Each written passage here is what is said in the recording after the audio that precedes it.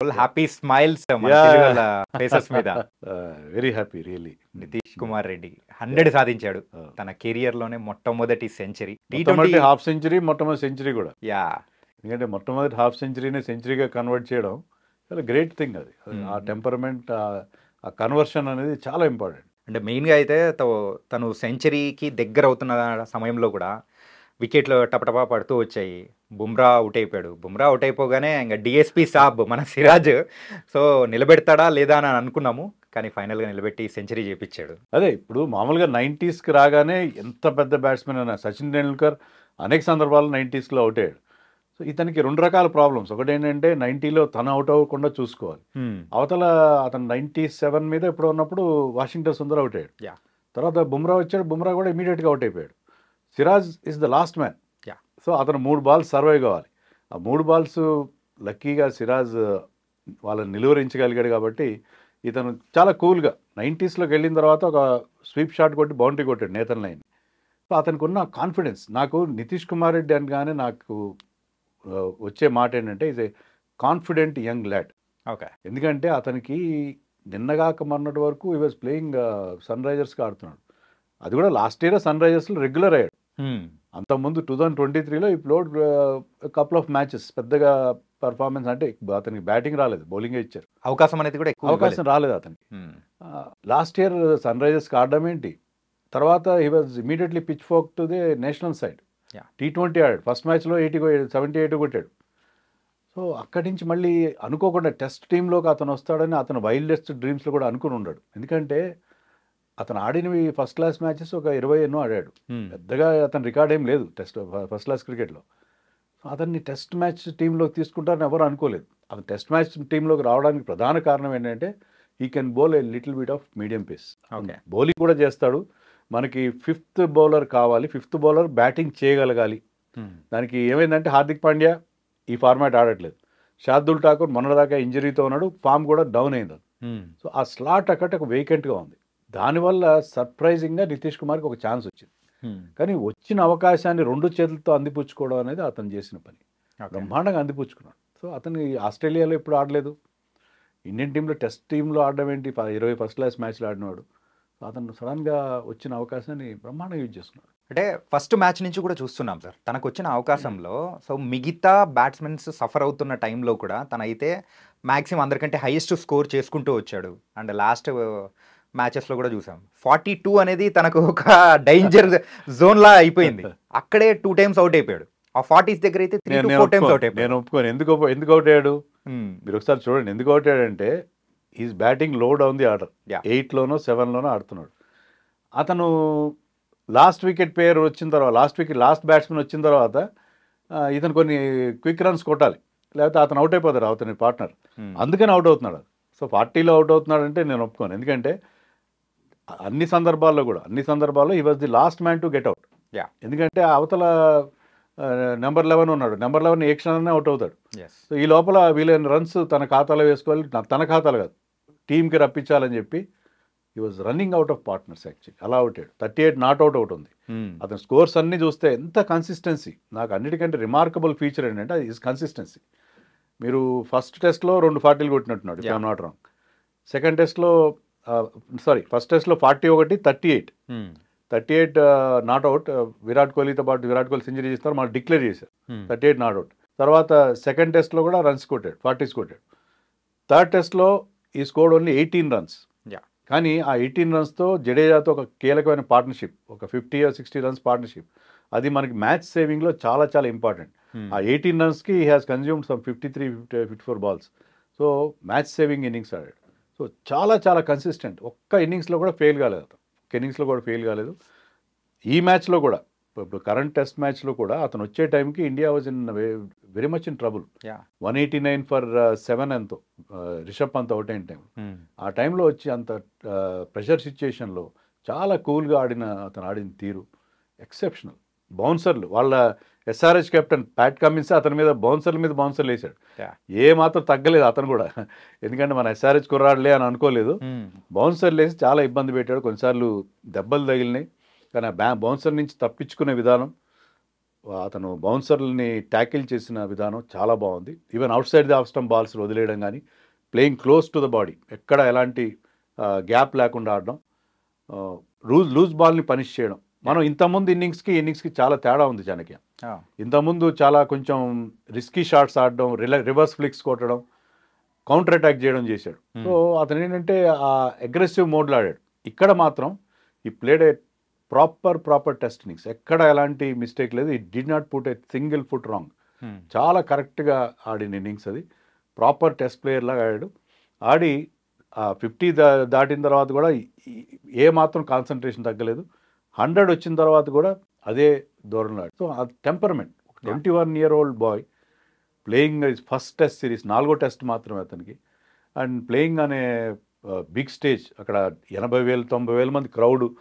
ఆస్ట్రేలియాలో ఆ గ్రౌండ్లో మనం నడిచెళ్తుంటేనే మనకు భయం వేస్తుంటుంది.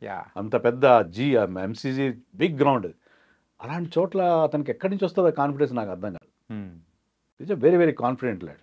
కానీ సార్ 21 years ఎవరికైనా ఉండి ఆ క్రీజ్లో అడుగు పెట్టారంటే ఏదో ఒక టైంలో కాన్ఫిడెంట్ అంటే ఏమంటారంటే ఆ టెంపర్మెంట్ అనేది లూజ్ అయిపోతారు.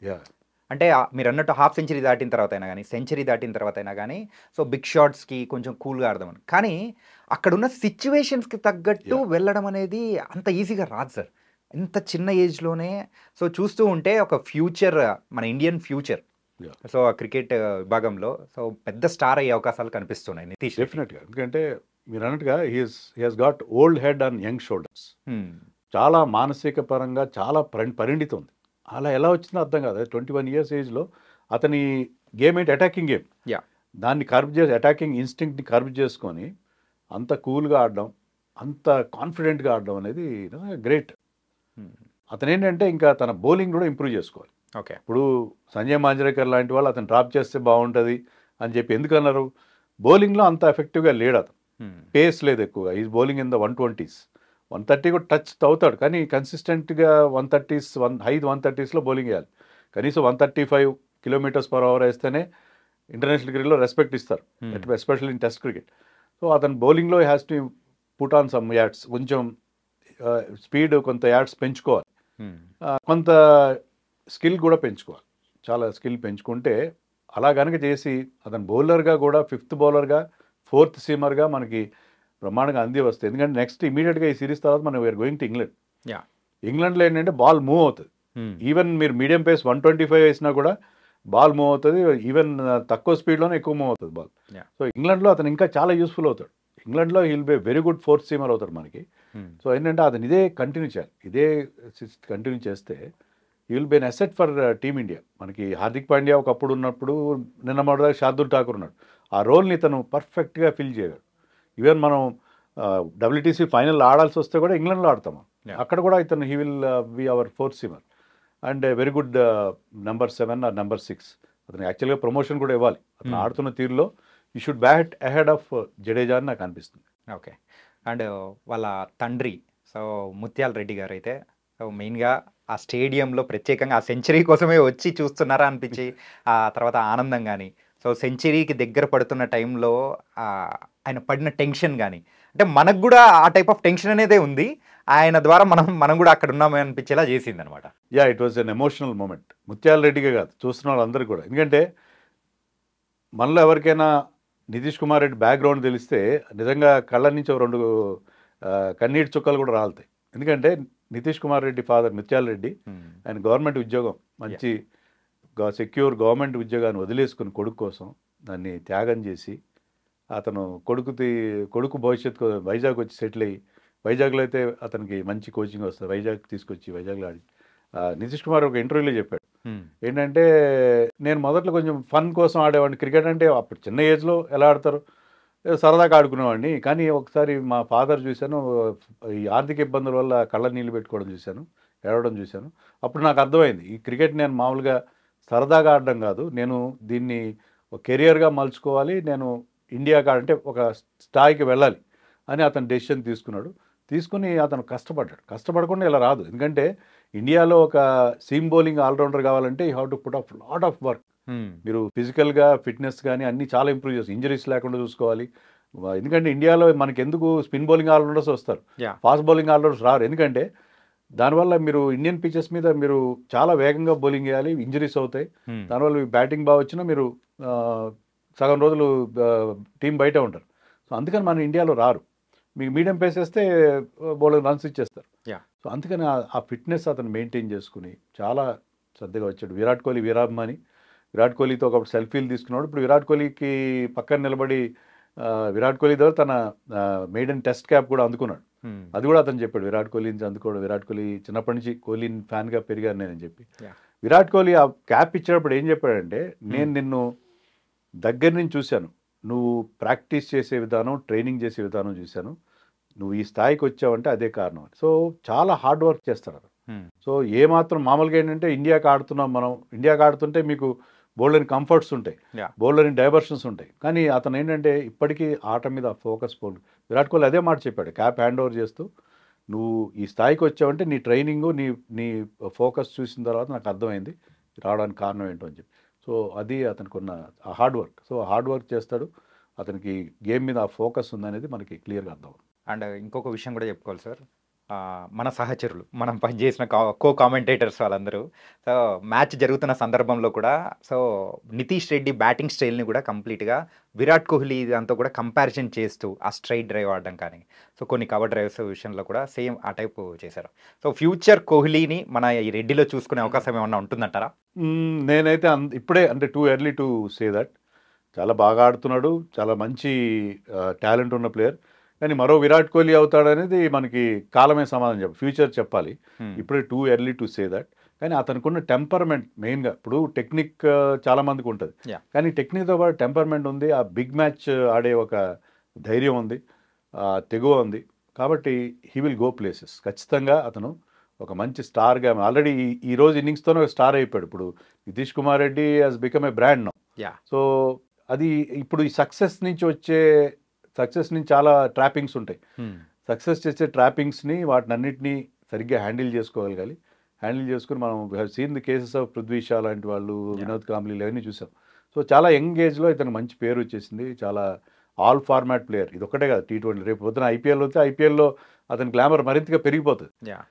సో ఇవన్నీ హ్యాండిల్ చేసుకుని అన్ని ఫార్మాట్స్కి తన ఫార్మాట్స్ కరెక్ట్గా ఎందుకంటే హీఈస్ ఏ ఫాస్ట్ బౌలర్ కమ్ బ్యాట్స్మెన్ కాబట్టి ఏ ఫార్మాట్స్లో ఆడాలి, ఎలా దేంట్లో తన కాన్సన్ట్రేషన్ ఉంచుకోవాలి, ఇవన్నీ కూడా అతను ప్రాపర్గా కనుక తన లైఫ్ స్టైల్ని మేనేజ్ చేయగలిగితే, మీరంటే విరాట్ కోహ్లీ అనేది ఇప్పుడే మనం ఏం చెప్పలేం, మరో విరాట్ కోహ్లీ ఎలా అవుతారని ఎలా చెప్తాం. But he will become a very good India player in across formats. అన్ని ఫార్మాట్స్ మనకు వచ్చే ఒక అద్భుతమైన ప్లేయర్గా అమర్చి అవుతారని చెప్పచ్చు. అండ్ మిగతా మ్యాచ్ గురించి కూడా మనం మాట్లాడుకున్నాం సార్. ఈ బౌడగస్కర్ మరి ఎంసీజీలో జరుగుతున్న మ్యాచ్ 3 రోజులు అయితే కంప్లీట్ అయిపోయింది. అండ్ రిజల్ట్ వచ్చే అవకాశం ఏమన్నా ఉంటుందన్న ఈ మ్యాచ్లో? రిజల్ట్ వచ్చే అవకాశం ఉంటుంది. All 3 results are possible. Okay, Australia గెలవచ్చు, ఇండియా గెలవచ్చు, డ్రా కూడా కావచ్చు. డ్రాకి ఎక్కువ ఛాన్సెస్ ఉన్నాయని అనుకుంటున్నాను. ఎందుకంటే థర్డ్ డే అయిపోయింది, వాళ్ళు ఇండియా ఎంత బ్యాటింగ్ చేసినా ఒక అరగంట 30 గంట బ్యాటింగ్ చేయరు. తర్వాత Australia will play their second innings. వాళ్ళు సెకండ్ ఇన్నింగ్స్లో క్విక్గా రన్స్ చేసే ప్రయత్నం చేస్తారు. వాళ్ళకి already 100 runs, around 100 runs lead ఉంది. ఇప్పుడైతే 116 ఉంది, 100 రన్స్ లీడ్ అనుకుందాం. ఒక 200, 250, 350 కంటే తక్కువ టార్గెట్ ఇయ్యారు. ఇండియా ఎంత డేంజరస్ సైడ్ వాళ్ళకి తెలుసు. ఇప్పుడు యశస్వి జైస్వాల్ కానీ, లేకపోతే రిషబ్ పంత్ లాంటి వాళ్ళు, నితీష్ రెడ్డి లాంటి వాళ్ళు, ఈ యంగ్స్టర్స్ ఉన్నారు కదా, వీళ్ళెవరో తగులుకున్నారంటే వాళ్ళు ఎంత పెద్ద స్కోర్నైనా, ఇప్పుడు T20 జమానాల్లో chasing any kind of target in test matches has become very very easy. So వాళ్ళు అంత ఈజీ టార్గెట్ అయితే ఇవ్వరు, స్టిఫ్ టార్గెట్ ఇస్తారు. స్టిఫ్ టార్గెట్ ఇవ్వాలంటే they have to consume time. So in all probability 4th day last 1 hour ఇండియాకి batting ఇస్తారు. So last 1 hour survive కావాలి Indian team, and 5th day మొత్తం సర్వే కావాలి. వెదర్ కూడా అక్కడ కొంచెం ఫికిల్ వెదర్ ఉంది, లైట్ ప్రాబ్లం ఉంది. మెల్బోర్న్లో ఏమని చెప్తారంటే మీకు ఆల్ 4 సీజన్స్ ఒకేసారి వస్తాయి, ఒకే రోజు వస్తాయి. బాగా ఎండగాస్తుంది, వర్షం పడుతుంది, చలి, అన్ని రకాలు ఉంటుంది అక్కడ. సో అది చూసాం మనం. ఫస్ట్ డే భయంకరమైన వేడి ఉంది, సెకండ్ డే చాలా అందరూ స్వెటర్లు వేసుకోవడం చూసాం. సో అక్కడ ఈరోజు వర్షం వర్షం పడింది కాస్త. ఇలాంటి సిచ్యుయేషన్లో వెదర్ నుంచి కూడా ప్రాబ్లం అవుతుంది. సో ఇవన్నీ చూస్తే ఏంటంటే డ్రా చేసుకోవడానికి ఇండియా ఎక్కువ అవకాశం ఉంది. ఇంకొక ఇండియా గెలవడానికి అవకాశం ఏంటంటే, ఇండియా కనుక 100 రన్స్ లీడ్ ఉన్న తర్వాత వాళ్ళని 200కి బుమ్రా లాంటి వాళ్ళు మంచి పెళ్ళేసి అవుట్ చేస్తే, 300 is our target, we can go for the target. అదొకటి. లేదు మన బ్యాటింగ్ ఇలాగే ఆడితే, మన సీనియర్లు ఇలాగే ఆడుతూ పడితే, రిషబ్ పంత్ అలాంటి విచిత్రమైన షాట్లు ఆడుతూ పోతే మనం వన్ డే బ్యాటింగ్ చేయడం అంత ఈజీ ఏం కాదు ఇప్పుడున్న బ్యాటింగ్ లైనప్ ఉన్న ఫామ్ చూస్తే. ఓకే. సో ఇవన్నీ ఫ్యాక్టర్స్ చూస్తే all 3 results possible, but drag ఎక్కువ అవకాశాలు ఉన్నాయేమో నాకు అనిపిస్తుంది అట్ దిస్ స్టేజ్. కానీ మీరు అన్నట్టే సిచ్యువేషన్స్ చూస్తూ ఉంటే డ్రా అయిపోయి వెళ్ళేలా ఉంది. క్లైమేట్ కూడా ఒక కీ రోల్ ప్లే చేసే అవకాశాలు కూడా ఉన్నాయనిపిస్తోంది. యా